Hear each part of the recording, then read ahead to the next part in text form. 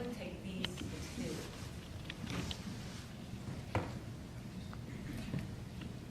Hi, my name's Tracy. I'm an autistic actress, so that's kind of my field of expertise.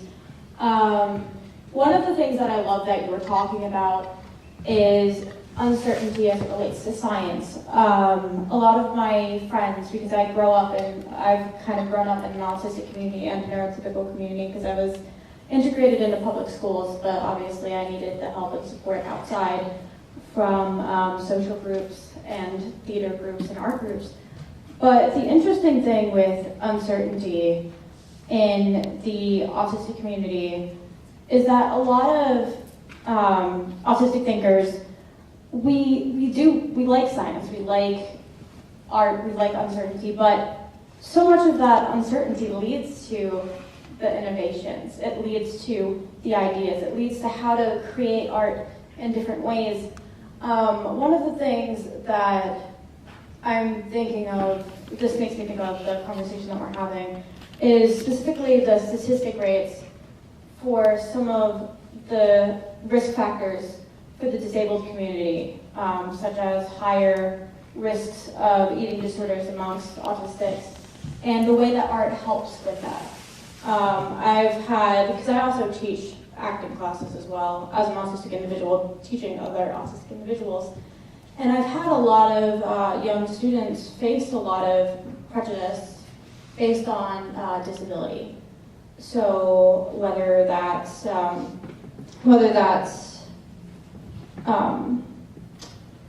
from bullying or from something else, and the statistic rates are something like 80% for that. But a lot of the students who come in, with these really heavy subjects, are able to, they take on empathy.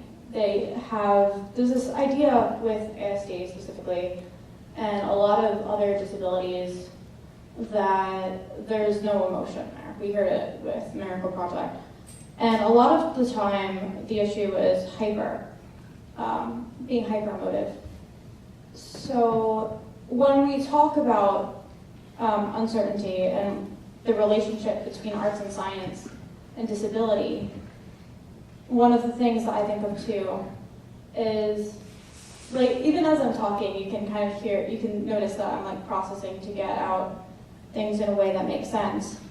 But a lot of times when we go in science or medical communities, a lot of autistics have a hard time communicating what issues are. I know for me, one of my comorbid things is I have a really high pain tolerance. So if I go to the doctors, right, it's really hard for me to tell, what's wrong? To the point where earlier this year, I had torn my meniscus in my knee, and I had no idea. I was walking around for a week, going up 3 flights of stairs because I work in theater, and I was doing everything I usually do. And my mom was like, you should go to the ER because usually when something hurts, something's wrong. They're like, yeah, you tore it. But a lot of times, it's hard for autistic individuals to verbalize that to health providers and health supporters. Now, where this ties into art is art makes it easier for autistic individuals. And I know because I've done theater for 10 years, both professionally and unprofessionally. And so I know for me, my biggest challenges with ASD isn't the autism itself, but the comorbid disorders that come with it. So anxiety, PTSD, and obviously the high pain tolerance and having no idea when I injure myself. So when I go into a theater class, one, it helps me with the anxiety, it helps me with that, but it also helps me figure out how do I verbalize what is going on within my body. How do I verbalize to peers, neurotypical or neurodiverse? How do I verbalize to healthcare providers or supporters? And how do I verbalize to family? And I feel like anybody who works in communities or works with neurodiverse individuals has probably seen that kind of discord between what we're thinking and what we end up saying. The whole uncertainty thing is there. Thank you. Well, thank you.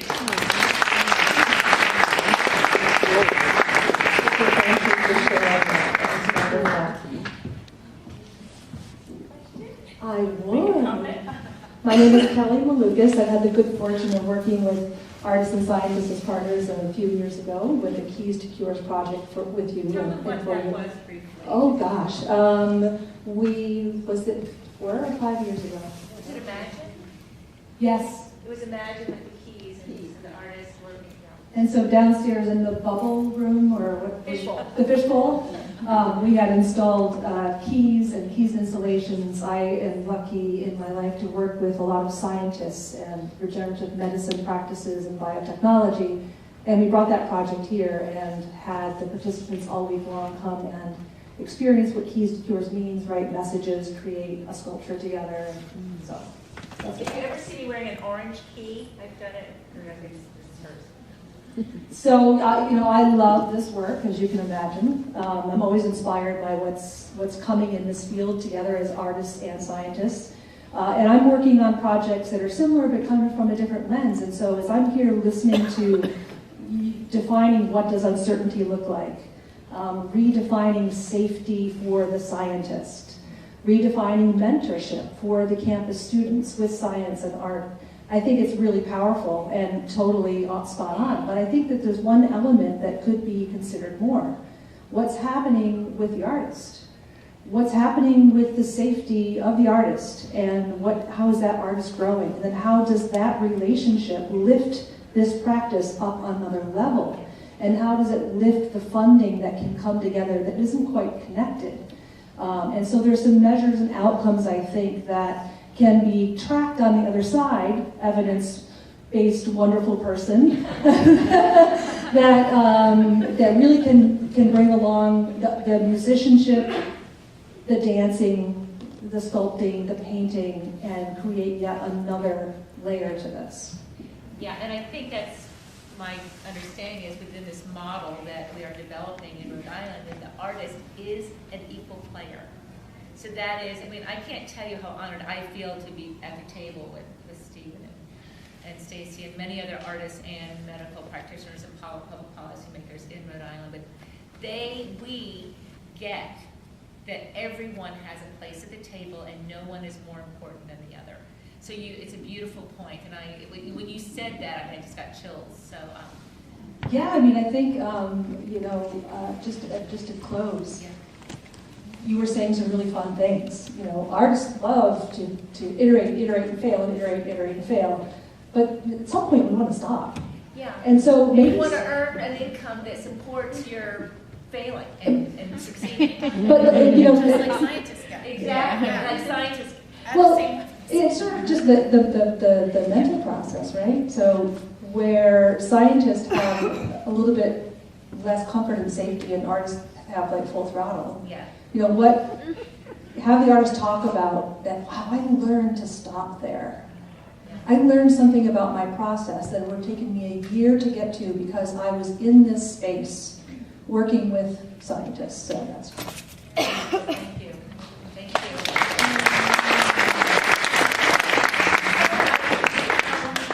I think we are running over and we need to let people go. And I think I'm going to close on that unless someone's burning to say something. I just want to thank you all thank my fellow conversationalists. I think we called ourselves the whole wheat team, right? We were talking about wheat, not weed, the wheat. We're so organic. We're the whole wheat team here.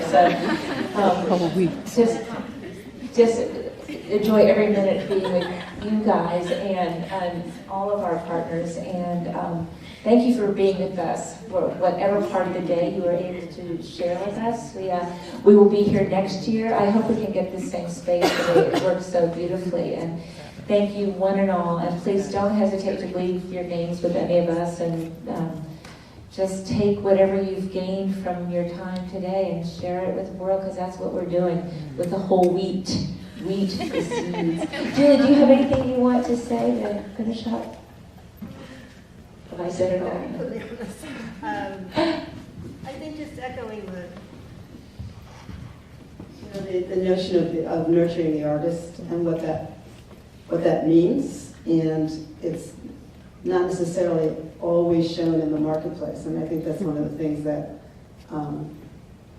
we're thinking about value, and value separated from necessarily economic value, and what does that mean? And even thinking that we had a seminar about disability and neurodiversity, and one of the things they were talking about is the relationship between people like the students that we just saw in the Miracle Project will probably not make a lot of money. They're within a capitalist value of what they can produce will probably not be a lot financially, but how weak the world would be without them, and what the value of the, and I can say this as the grandmother of a 12-year-old, the world would be a lesser place without him and without artists. We have to figure out how we can value that and not put a price tag on it. And that's one of the first things the artists say, we get money. I mean, we do want money,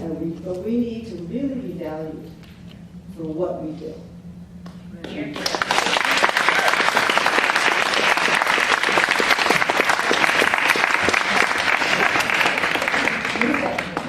So thank you, everyone.